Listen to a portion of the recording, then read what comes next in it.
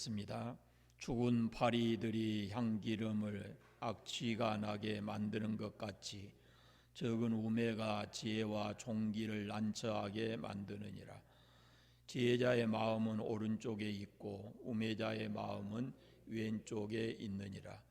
우매한 자는 길을 갈 때에도 지혜가 부족하여 각 사람에게 자기가 우매함을 말하느니라. 주권자가 내게 분을 일으키거든 너는 내 자리를 떠나지 말라. 공손함이 큰 허물을 용서받게 하느니라.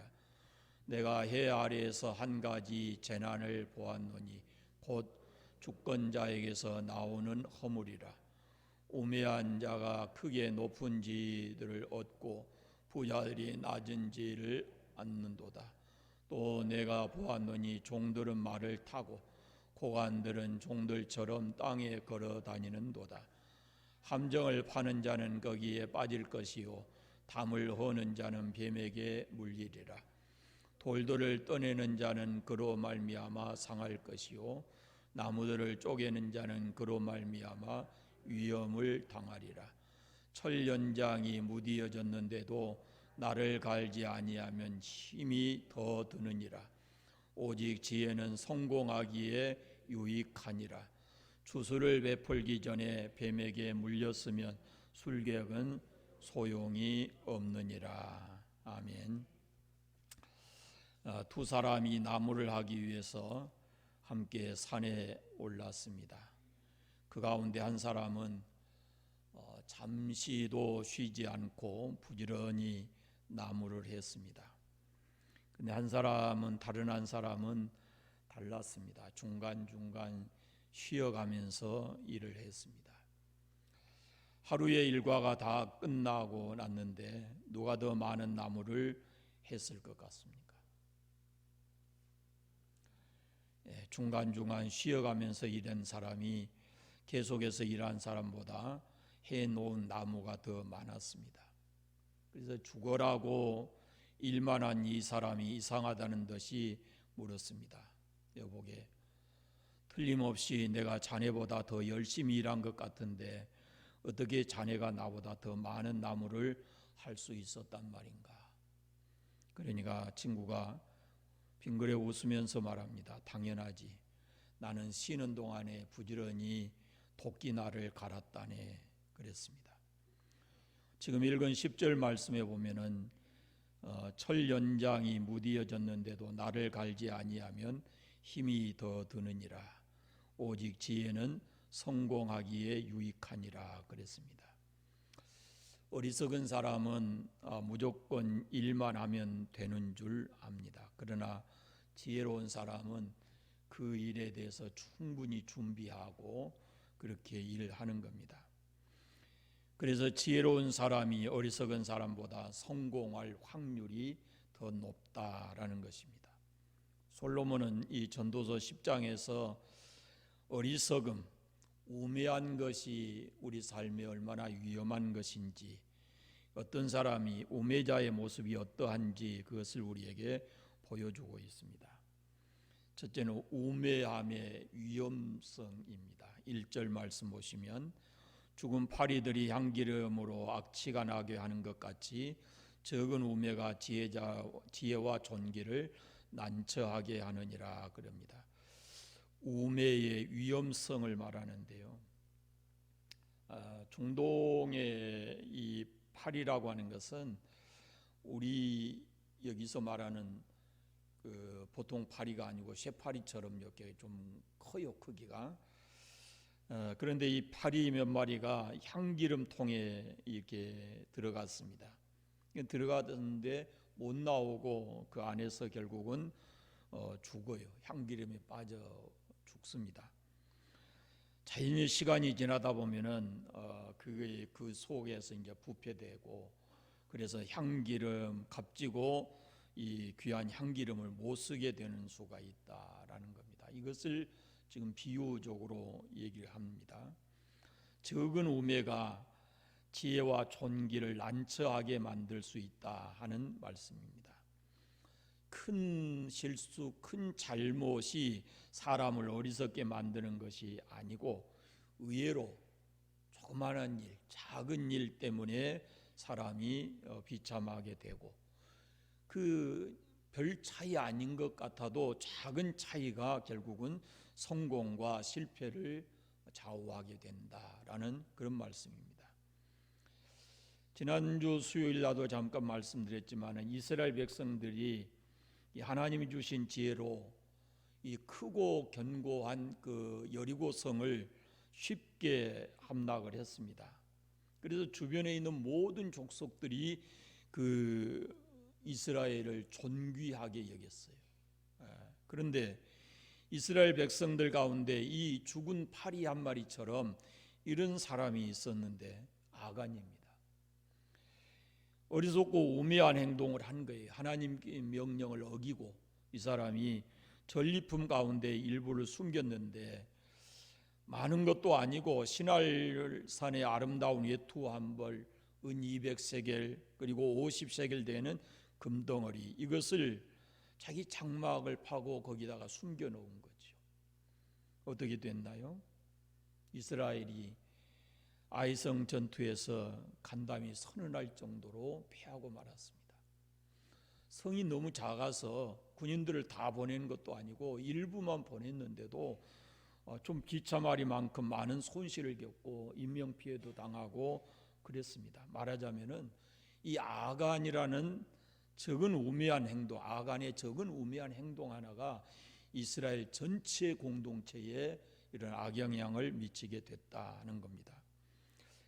여리고 성에 비하면은 아이성은 아주 작은 성입니다.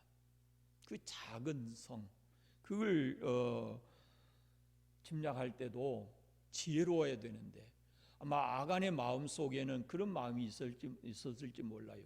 이 아이성은 너무 적기 때문에 하면서 좀 쉽게 생각했을 줄 모르지만, 그러나 겉으로 보면은 차이가 없어 보일지 모르지만 그 결과는 엄청난 결과를 가져왔습니다. 결국 자기도 죽고 자기 때문에 많은 사람들이 생명을 잃게 되고, 그때 사람들의 마음은 온통 이게 두려움에 사로잡히게 됐고 그랬습니다. 우리 개인의 삶도 마찬가지입니다. 한순간 잘못해서 실수하고 어리석은 일을 저지르게 되면은 수년 수개월 동안 쌓아 올려 놓았던 그런 모든 수고와 성공이 이것이 다 수포로 돌아가게 되는 겁니다. 그러니까 지나온 날들도 우리가 잘 살아왔을지 모르지만 앞으로 살아가는 동안에 우리 앞에 적은 일이라도 우리가 그걸 쉽게 생각하지 말고 지혜롭게 행동하고 살아야 된다 하는 겁니다. 그래서 우리는 그리스도인이기 때문에 지혜가 부족하면 하나님께 구하라, 그러면은 꾸짖지 아니하시고 주신다고 말씀하시는데, 우리가 범사의 모든 일을 하기 전에 하나님 앞에 지혜를 구하고 살아가야 합니다. 그러면 왜 사람들이 이렇게 우매한 일을 하게 될까요? 2절 말씀을 보겠습니다. 2절을 한번 같이 읽어봅니다. 지혜자의 마음은 오른쪽에 있고 우매자의 마음은 왼쪽에 있느니라. 무슨 말씀일까요? 마음이라는 것을 다른 성경에서는 심장 이런 표현을 썼는데, 심장이 오른쪽에 있는 사람이 지혜롭고 심장이 왼쪽에 있는 사람이 어리석다는 말이에요. 심장 어느 쪽에가 있어요? 오른쪽에 있어요? 왼쪽에 있어요? 자기 심장이 어디 있는지도 몰라요. 이 오른쪽 왼쪽이라고 하는 말은 상징적인 의미가 있어요. 이게 무슨 의미냐면은, 예를 들어서 쉽게 우리 이야기할게요. 마태복음 25장에 보면은 양과 염소의 비유가 나오는데, 예수님께서 양을 오른편에 두신다 그러고 염소를 왼편에 두신다 그래요. 그럼 오른편에 있는 이 양들은 누구를 말하냐면은 올바른 일을 하는 사람이에요. 옳은 일을 하는 의로운 사람들. 그리고 왼편에 있는 사람들, 양은 염소는 누구냐면은 해야 될 일을 하지 않고 바르지 못한 일을 한 사람들을 염소 왼쪽에 있다 그래요. 그러니까 오른쪽이라고 하는 것은 옳은 일, 의로운 일 이런 것을 말하고, 왼쪽이라고 하는 것은 잘못된 일, 그런 일, 해서는 안 되는 일 이런 것들을 말하는 거예요. 그러니까 지혜자의 마음이 어디가 있다고요? 오른쪽에가 있어요. 그러니까 이 말씀은 우리가 항상 생각해야 될 게, 내가 지금 하려고 하는 이 일이 옳은 일인가? 이걸 생각해야 돼. 지혜로운 사람은 그걸 생각하고 행동하는 거예요. 내가 지금 하려고 하는 이 일이, 우리는 그리스도인이기 때문에 하나님이 기뻐하시는 일인가? 라는 것을 생각해야 돼요. 우리의 마음이 항상 거기에 있어야 돼요. 지금 이 일이 옳은 일인가? 이 일이 하나님이 기뻐하시는 일인가? 이것을 먼저 생각해야 된다 하는 그런 말씀입니다. 그런데 어리석은 사람은 그걸 생각하지 않지요.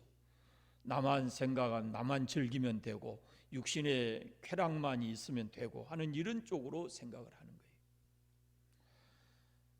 우리가 교회에서 신앙생활 할 때도 항상 기억해야 될 것이요, 항상 우리가 오른쪽에 있어야 됩니다. 좋은 쪽에 서야 된다 그런 말이죠. 교회는 완전한 사람들이 모이는 곳이 아니고 불완전한 사람들이 모이기 때문에 교회 안에 문제가 생길 수가 있어요. 그런데 그럴 때 어느 쪽에 서야 되냐 하는 것이 중요해요. 이해하고 기다리는 쪽을 선택해야 됩니다. 자칫 오해하고 왼쪽, 나쁜 쪽에 서게 되면은 본인도 큰 신앙의 손실을 입게 되고 다른 사람에게도 말할 수 없는 상처를 주게 되는 겁니다. 교회 생활을 할 때 항상 오른쪽, 교회가 화평하고 그리고 교회가 무엇이 유익하고 이렇게 함으로써 누가 상처받지 않고 사람을 세우고 교회를 세워가는 그쪽 방향에 서야 하는 겁니다. 그것이 지혜로운 사람이에요. 항상 여러분의 마음이 오른쪽, 지혜로운 마음을 갖고 살아가시기를 바랍니다. 3절 말씀을 같이 읽겠습니다. 우매한 자는 길을 갈 때에도 지혜가 부족하여 각 사람에게 자기가 우매함을 말하느니라. 우매자는 그 언어 생활을 통해서 자기의 우매함이 드러난다라고 말씀하고 있습니다. 그러니까 지혜로운 언어 생활은 다른 사람과 나를 이렇게 살리고 공동체를 살립니다. 그런데 어떤 사람은 입만 열면 거칠고 상처 주는 말을 합니다. 요즘 사람들은 말이 너무 거칠어요. 말이 너무 무서워요. 조심해야 하는데 그렇지 않아요. 말은 사람을 살릴 수도 있고 사람을 죽일 수도 있는 그 능력이 그 속에 있어요. 그러니까 칭찬하고 격려하는 말을 하면 그렇게 말을 하는 본인도 좋고 그 말을 듣는 사람도 힘을 얻고 소망을 갖게 되는 거죠.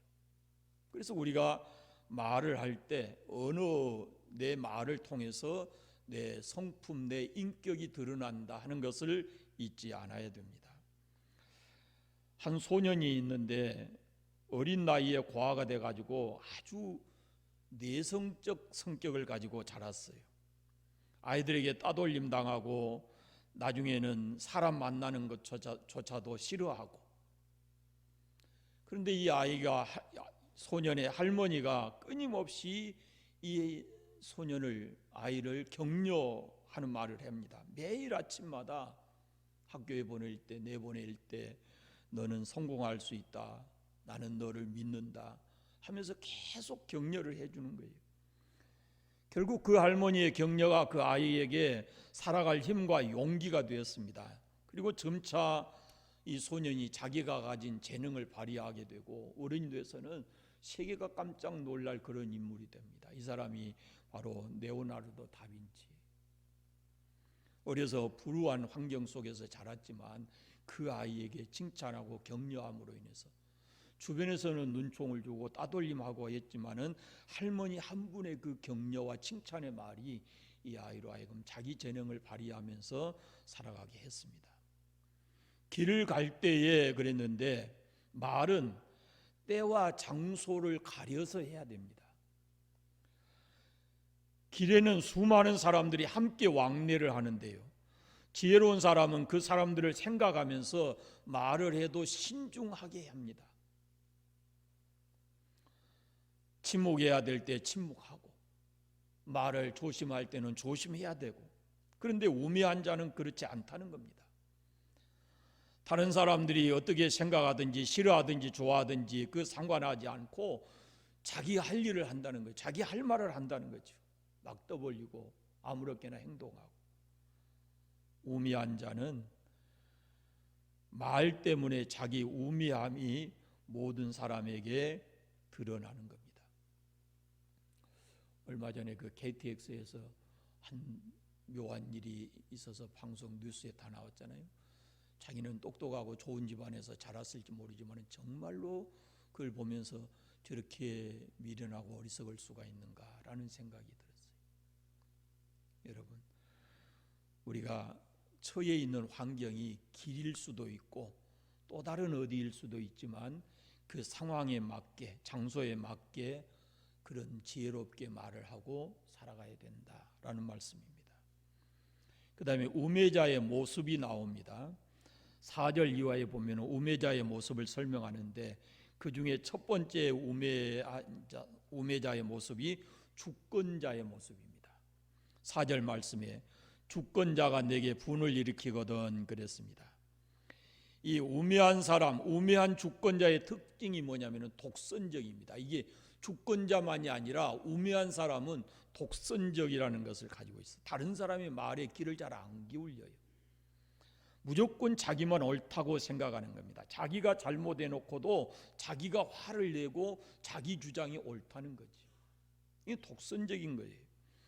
그런데 지혜로운 사람은 다른 사람의 말을 귀를 기울여 듣는 겁니다. 그게 중요하다 하는 거죠. 주권자가 까닭 없이 신하에게 분을 일으킵니다. 그때 신하가 지혜롭다면 어떻게 해야 되겠는가? 비록 주권자로 우매한 주권자를 모시고 있어도 그 신하가 그런 상황에서 어떻게 해야 지혜로운가 하는 겁니다. 그걸 가르쳐 주는 겁니다. 생각해 보십시오. 지금 아마 이 솔로몬은 자기가 왕이었어요. 자기가 주권자였어요. 그러니까 때로 그런 경험을 했을지 모르겠습니다. 그러면서 그 신하들이 어떻게 반응했는지 그것도 익히 잘 알고 있을 거예요.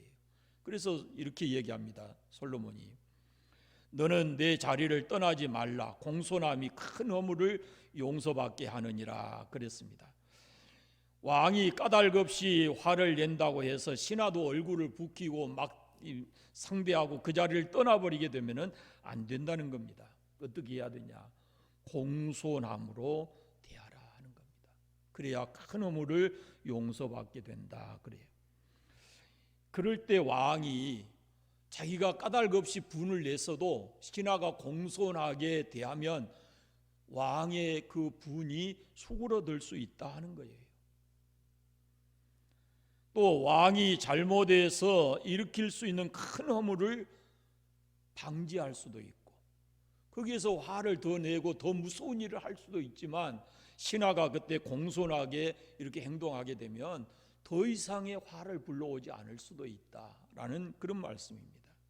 이건 왕과 신하와의 관계만 아니고 우리가 가정에서든지 어떤 사회단체에서든지 서로의 관계 속에서 일어날 수 있는 그런 일이거든요.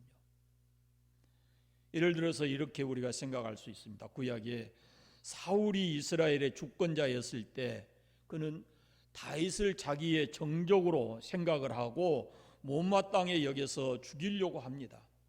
얼마나 많이 이 다윗을 죽이려고 추격하고 했어요. 그런데 다윗은 그런 추격을 당하는 동안에도 몇 번이나 그 사울을 죽일 수 있는 기회가 있었지만 다윗은 그렇게 하지 않았습니다. 끝까지 사울 왕에게 공손했습니다. 사울에게 허물이 많았지만은 하나님께서 기름 부어 세우신 나라의 주권자였기 때문에 그를 함부로 대하지 않았다는 겁니다.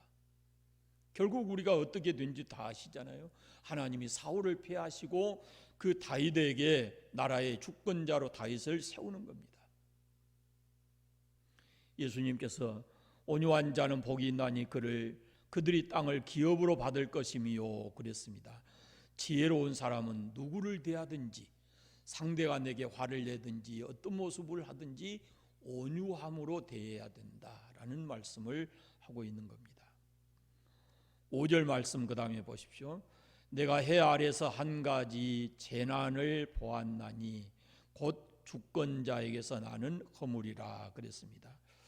주권자의 허물로 인해서 주권자가 우매해서 생기는 재난, 옛날 성경에는 이 폐단 이렇게 기록이 되어 있어요. 좀 더 강하게. 그런데 그것이 무엇이냐면은 6절에 있습니다. 우매자가 크게 높은 지위를 얻고 부자들이 낮은 지위에 앉는도다 그랬습니다. 이게 주권자가 우매하게 되면 이런 현상이 나온다는 거예요. 높은 자리에 우매자가 앉고 부자들이라고 표현되어 있는데 다른 성경에는 지혜로운 자 이런 표현이 있어요. 이런 사람들이 낮은 자리에 앉아 있다 그 말입니다. 독재 정권에서 우리가 흔히 볼 수 있는 그런 일들입니다. 우매한 사람들이 높은 자리에 앉아 있으니까 그 나라가 제대로 되겠습니까? 7절도 마찬가지입니다. 또 내가 보았노니 종들은 말을 타고 고관들은 종처럼 땅에 걸어 다니는도다 그랬습니다. 사회가 건강하려면요, 각자가 자기 능력에 맞는 대우를 받아야 됩니다. 그런데 종들이 말을 타고 고관들이 땅을 걸어 다니는 그런 사회가 된다면은 그 사회가 건강하겠느냐 그 말이죠. 솔로몬 아들 르호보암 때 바로 그렇습니다. 솔로몬이 죽고 자기 그 아들이 르호보암이 왕이 됐는데 이 르호보암이 어리석었어요. 그래서 나이 든 사람들의 권면을 받아들이지 않고 자기 또래 그 친구들과 같은 이런 사람들의 젊은 사람들의 권면을 받아들여요. 그것이 무엇인가 하면은 바로 종들이 말을 타고 고관들이 종처럼 걸어다니게 한 것이거든요. 그 나라가 제대로 안 됐어요. 결국 이 르호보암 때 나라가 두 쪽으로 나누어지게 됩니다. 12지파 중에 10지파가 나가고 2지파가 자기 권한 속에 남아 있었어요. 지금도 우리가 현대 정치사를 봐도 이런 일들은 끊임없이 일어납니다. 선거 때 공이 있다고 해서 그 사람들의 능력과 상관없이 어떤 자리에 앉혀놓으면은 그 나라가 온전히 되겠느냐 하는 거죠. 종을 말타게 하는 것과 마찬가지인 겁니다. 인사가 만사라 그러는데 인사가 제대로 되지 않는 나라는 온전하게 세워질 수 있는 나라가 아닙니다. 그래서 이건 주권자들이 항상 머릿속에 둬야 될 일인 거예요.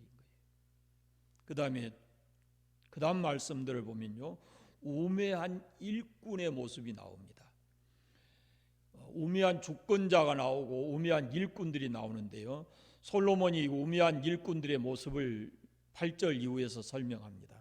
8절에 보시면 함정을 파는 자는 거기에 빠질 것이요 그랬습니다. 함정을 누가 팠어요? 자기가 파요. 자기가 함정을 파놓고 거기에 빠진다 그 말이죠. 그러면 이 사람이 우매한 사람이다 그런 뜻입니다. 조심성이 없어서 그러는 거죠. 길에 함정을 파고 거기에 뭐 물을 붓는다든지 아니면 어떤 정체를 해놓고 그 위에 덮어놨을 거 아닙니까? 함정이라고 하는 것이 위장을 해놓았을 텐데 어느 정도 시간이 지나고 나서 자기가 거기 빠지는 거예요. 그러면은 그만큼 조심성이 없다라는 그런 이야기입니다. 그 뒤에 나와 있는 말씀들도 마찬가지예요. 담을 허는 자는 뱀에게 물리리라. 이것도 마찬가지고 돌들을 떠내는 자는 그 돌로 말미암아 상할 것이라. 나무들을 쪼개는 자는 그로 말미암아 위험을 당하리라. 이런 말씀들이 모두가 다 뭐냐면 우매한 사람들이 직업 때문에 문제가 생기는 것이 아니고 어떤 일을 하든지 조심성 없이 하는 사람들이 우매하다라는 것을 말씀하고 있습니다. 어리석은 사람들은, 우매한 사람들은 조심성이 없을 뿐만 아니라 준비성도 없습니다. 이 8절 9절에는 어리석은 사람들은 조심성이 없다는 말씀이고, 10절 말씀을 처음에 시작할 때 말씀드렸는데요. 철연장이 무디어졌는데도 나를 갈지 아니하면 힘이 더 드느니라. 오직 지혜는 성공하기에 유익하니라 그랬습니다. 이 말씀은 준비성에 대한 말씀이에요. 우매한 사람은 조심성도 없고 또 준비성도 없다라는 그런 말씀이거든요. 어리석은 이 사람은 철 연장이 무디어졌는데도 그걸 가지고 일을 하기 때문에 일이 더 힘듭니다. 시간만 더 많이 뺏기고 일의 성과는 오르지 않고, 먼저 이 무디어진 나를 갈아 놓으면 그만큼 일도 쉬워지고 능률도 오르고 할 것인데 그렇게 하지 않는다는 거죠. 그래서 그런 지혜가 인생을 살아가면서 성공과 실패를 좌우하는 것이 된다라고 말씀하고 있습니다. 마지막 11절입니다. 같이 한번 읽어보겠습니다. 주술을 베풀기 전에 뱀에게 물렸으면 술객은 소용이 없느니라. 가끔 우리가 텔레비전 같은 데서 볼 수 있잖아요. 술객이 뱀에게 주술을 부립니다. 피리를 불면 뭐 항아리에서 이렇게 나온다든지 해서 코브라가 고개를 들고 나와서 춤을 추곤 하는데, 관객들이 그걸 보면서 박수를 치고 동전을 주고 이런 모습이죠. 그런데 술객이 주술을 베풀기도 전에 뱀에게 만약에 물렸다 그러면은 그게 무슨 소용이 있겠냐고 말이죠. 돈은 고사하고 자기 생명도 위협을 당하는 것입니다. 그러니 어리석다는 거죠. 뱀에게 주술을 베풀기 전에 돈을 베풀어서 돈을 벌려고 생각하기 전에 뱀에게 물리지 않도록 충분하게 준비해야 된다라는 것을 말씀하고 있는 거예요. 그러니까 우매한 사람들의 이 모습이 두 가지로 딱 나오거든요. 하나는 조심성이 없고 또 하나는 준비성이 없다라는 것을 말하는 거예요. 그럼 거꾸로 우리가 생각하면 되죠. 우리가 세상을 좀 더 지혜롭게 살려면은 매사에 무엇이든지 신중하게 생각하고 조심성을 가져야 되고, 또 하나는 철저하게 어떤 일을 하기 전에 준비하고 판단해서 이렇게 행동해야 된다라는 것을 말씀하고 있습니다. 우리가 믿는 하나님은 우리가 이 세상을 지혜롭게 살아가기를 원하십니다. 그래서 지혜가 부족하면 내게 와서 구하라 그렇게 말씀하셔요. 그러니까 어떤 일을 우리가 하기 전에 항상 뭐 해야 되냐면은 무엇을 결정하고 행동하기 전에 하나님 앞에 먼저 기도해서 도움을 구할 필요가 있다라는 것이죠. 성령께서 도와주시기를 우리가 구해야 됩니다. 그리고 예수 믿는 우리는 세상 사람보다 훨씬 더 지혜로운 판단을 가지고 지혜롭게 세상을 살아가야 하는 겁니다. 우리 모두가 다 하나님이 주신 지혜로 세상을 바르게 살아가게 되기를 바랍니다. 기도하겠습니다. 하나님 아버지 감사합니다. 한 나라의 주권자였고 또 세상 모든 사람들에게 부러워할 만큼 지혜로운 사람 솔로몬을 통해서 주신 말씀들을 우리가 함께 나누었습니다.